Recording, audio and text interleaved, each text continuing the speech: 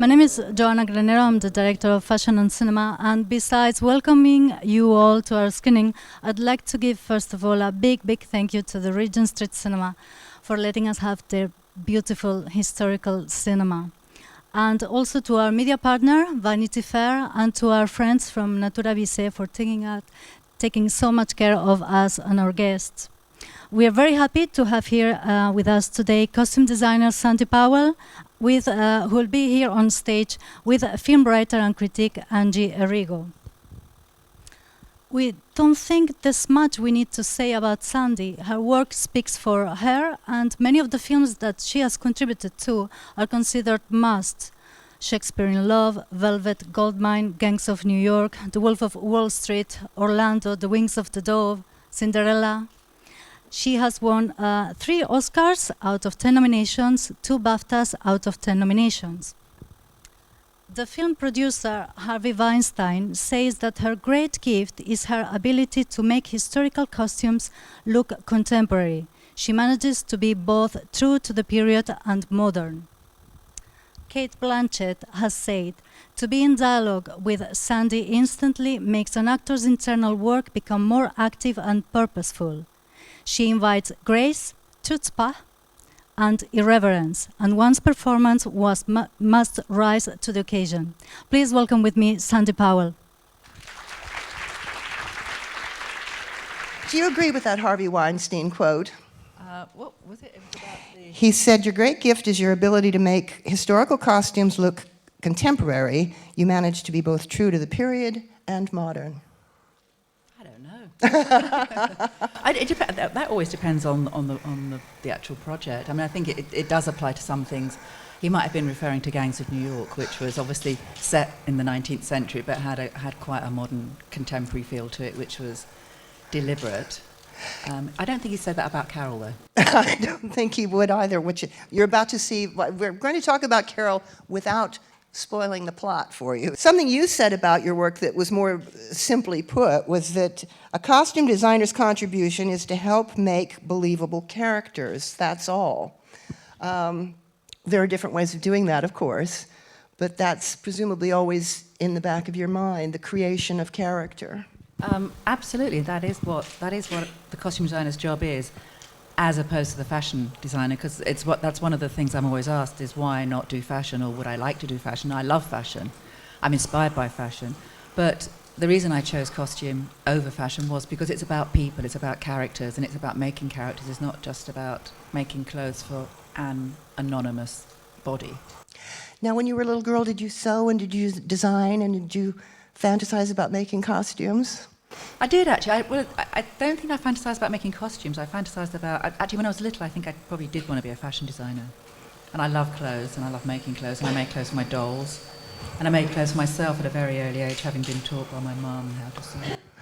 You went to St. Martin's School of Art, and I think you did theater design, but you were working before you were already working before you graduated. Now, tell me how you met Derek Jarman. Well, firstly, I didn't graduate, because you were wanted to work. I took a year out at the end of my second year at theatre design, because at that I met Lindsay Kemp, the choreographer and dancer who some people might know. Who performed Salome on this stage about 40 years ago. Yes, did, yeah. I met Lindsay Kemp, whose work I'd seen when I was 15, 16, in the 70s. And I met him the summer at the end of my second year and introduced myself and said, can I come and work with you? And he said yes, and I believed him. So I didn't go back to college. And I did go and work with him, and I never went back ever again. So I didn't graduate. I did start working in the theatre then. You must have been a cheeky little thing. What was it about you that sold him, do you think? He said because I had purple hair at the time. It wasn't this colour. Yeah, I had purple hair. And what did you learn from that experience with him? Tremendous amount more. I learned more in the 3 weeks with him than I did in 3 years in college, of course, because I was just thrown into it in the deep end and designing. And he's a designer and very visual, so he really helped me in a lot of ways. Now, he was one of the first directors with whom you worked on more than one film. How did the collaboration with Derek come about, and what was that like? Well, again, I approached him, actually. I had done some work in the theatre in London, a lot of fringe theatre back in the 80s. And I had a show at the ICA, where I'd done sort of quite what I thought extravagant costumes and the sets at the time. And I invited him to come and see the show with a view to him sort of taking me on. And he did come to see the show, and he invited me to tea and said, okay, if you want to do film, you should practice, i.e. introduce me to the world of the pop video, which was just sort of starting up and entering into its heyday. So I did a year of pop videos with him. And then he gave me Caravaggio to design. I didn't know what the hell I was doing, and neither did She most says people. casually, it's one of the great, know, great classics of that decade. It's amazing, isn't it? I was very, very lucky. What is it that gets you to work on a project? Is it the director, the screenplay? The director is probably the most important thing. Then Well, the script. there are several directors with whom you have regular collaborations. You've worked with Martin Scorsese on, is it 6 films? Neil Jordan on a number of films. Carol is the 3rd film you've done with Todd Haynes, and Derek, of course. How different are they all, or do you have a working method that is kind of your thing and the way you work no matter who they are? Actually, all of those directors that you've mentioned are quite similar in the way that they work. I mean, they're all incredibly visual directors, and know how to communicate vision and what they want. And amazingly, not all directors are visual. Doesn't make them bad directors, but that's not their primary concern. A lot of directors are really concerned with telling a story with the actors and feeling and emotion, and leave the visuals up to their creatives to do that. But all of those directors are interested and excited and very communicative with that. And I need that inspiration from the director, really, to enjoy what I do. How much time would you spend with, say, the director, the production designer, discussing the visual style of the film, the color palette of the film, and all getting onto the same page? It differs from project to project, sometimes very little. Sometimes you might meet the director once, then have to get straight into doing it. And you might not meet the production designer for ages. They could be in a different city or a different country. Other times, you're all under the same roof, as in Cinderella or Gangs of New York. We were all in the studio, so you could pop along to the art department and see what they were doing, see what colours they were using, see the scale of things, what the buildings were like. For example, with Todd Haynes, it's very, very detailed discussions, and you're brought in at a very early stage with the production designer and the lighting cameraman or woman. And the director on Far From Heaven, we had meetings that went on for days where we would discuss scene by scene how it would look visually. I know you look at historical references and portraiture, both painting and photography, depending on the era.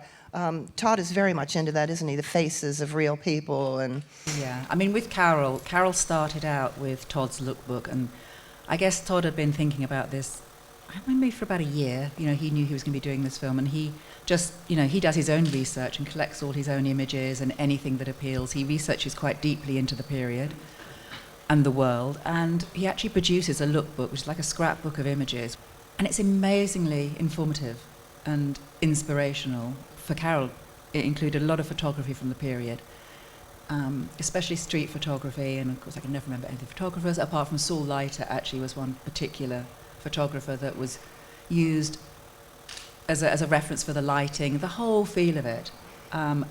And even though these were pictures mostly of street scenes and cities, there were elements in it that were incredibly inspiring for my colour palette particularly. There were, I might as well say that there are images that are, a lot of the images are quite muted colours or dark or rain cities, but they're little highlights of light, quite often a red or a yellow, whether it's a red traffic light and a yellow taxi cab. now, you've been on a little roll of women-oriented films, but a lot of your work, especially with Scorsese, is very male-driven. And I think you must like designing for men. Oh, yeah, of course I like designing for men as much as women, yeah. For Gangs of New York, you had an exceptional amount of time, didn't you? It was about a year, but about 1,000 costumes to come up with. And there's that wonderful, iconic image I got in my head of Daniel Day-Lewis with that hat. And what is the fun or interesting part about designing for the Daniel Day-Lewis characters and all the Leonardo DiCaprio characters? And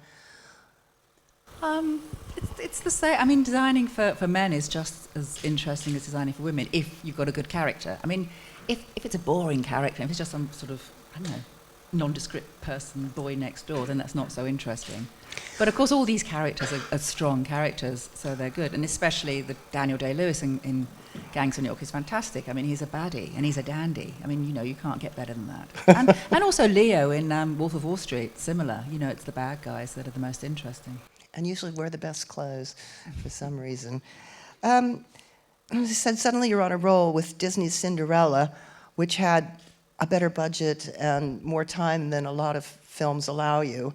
And it's the ultimate great-grandmother of fairy tales. It's every little girl's favorite fairy tale, and so many movies have been inspired, and stories are inspired by Cinderella. You get to go completely mad with ball gowns. Did that get something out of your system?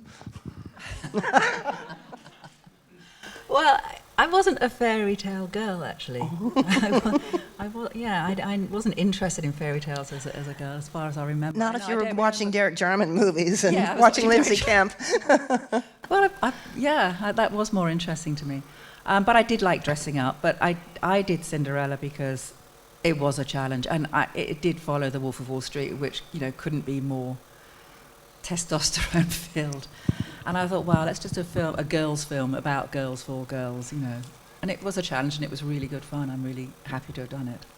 It's your third time out working with Cate Blanchett. I imagine she's a bit of a dream to dress, because I can't imagine her not being a great clothes horse, whatever era you were dressing her in. You could put a sack on her and she'd look okay.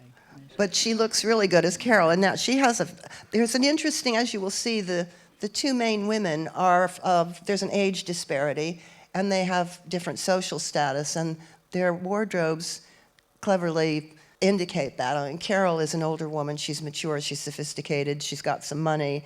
She wears a very neutral tone. She wears lots of browns and grays with a well-applied touch of like a vibrant coral scarf and the coral lips and the coral nails and one great piece of jewelry or something. How did you and she talk about creating Carol? We both knew we were working on Carol after Cinderella, so we sort of started the dialogue then.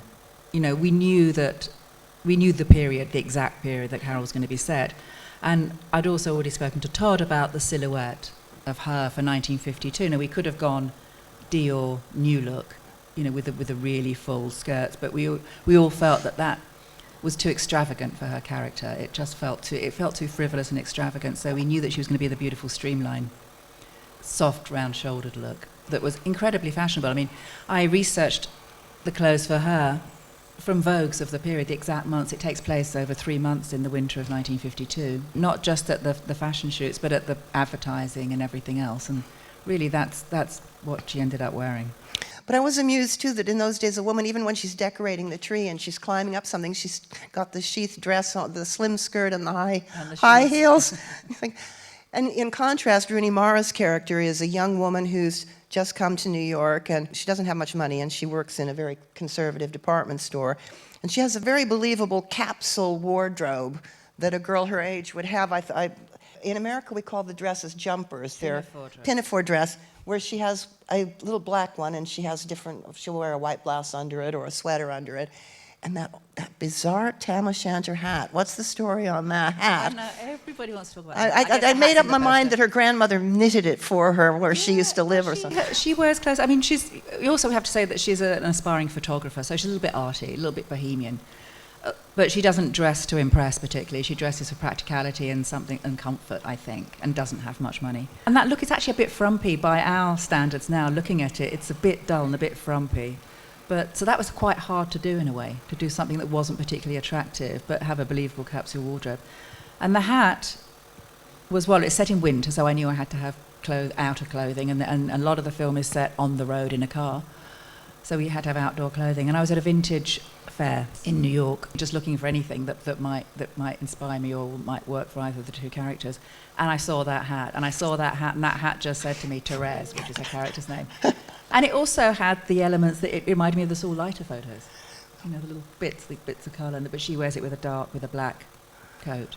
And then at the time, I didn't think it would end up being the thing that everybody talks about. She does wear it all the way through.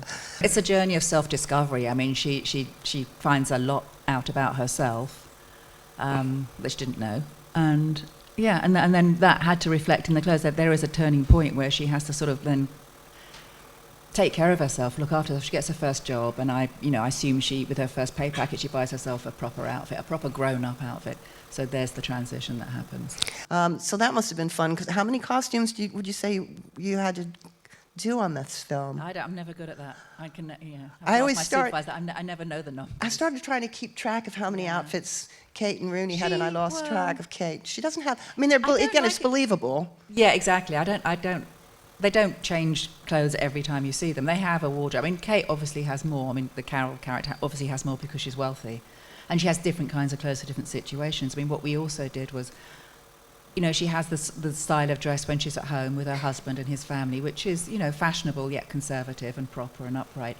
Yet when she goes on the road, she relaxes. And Todd wanted to have a different feel, and that's where she wears trousers, sweater sets, a more casual feel, and her hair isn't quite so perfect. I noticed that was the first time when she was less wound up, less tightly wound up, that she wore a looser jacket and trousers for the first time. I mean, Therese wears the same because she doesn't have many clothes. She just has the same things anyway until she buys her suit. But as ever, Cate, there's one, it's only on screen for seconds.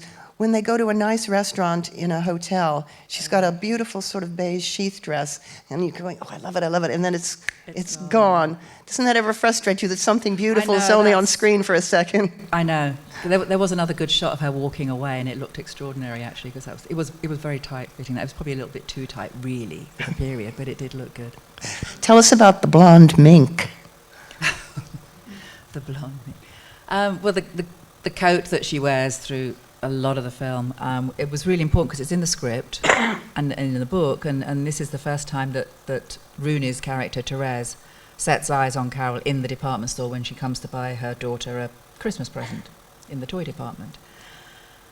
And it says she's wearing a fur coat, and it's luxurious looking, and this woman is incredibly elegant and stands out from the crowd. Well, 1952, lots of people had fur coats. It was kind of common, everyone wore fur.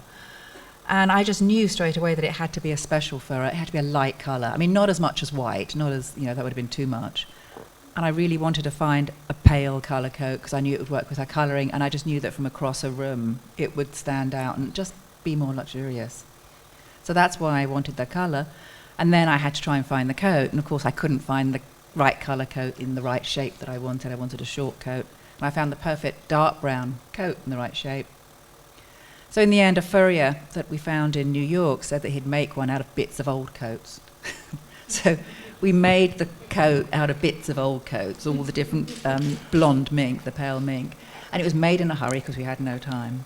And then something went wrong with the process. He had to do some chemical process to try and make all the colours match. It wasn't dyeing. It was something about electrocuting, or to bring the fur back to life or something. Anyway, what actually happened was the coat ended up being incredibly delicate, and it split. I mean, the pelts were just splitting away from each other all the way through shooting, all the way through a take. And so you get a bit of white lining showing through. And the poor costumer who had to look after Cate every single lunchtime was taking the back off the coat and stitching it all back together again. At the beginning, we screen tested it, and it was doing it then. And I had the pale coat that was falling apart, and I had the dark coat that was perfect. And I said to Todd, okay, we've got the dark perfect coat, the pale one, but the pale one looks better, doesn't it? And he said, yes. And I said, do you want to risk it? And he said, yes. So we did. We risked it, and it's in shreds now. It's in shreds, hanging on a mannequin, actually, on display in LA.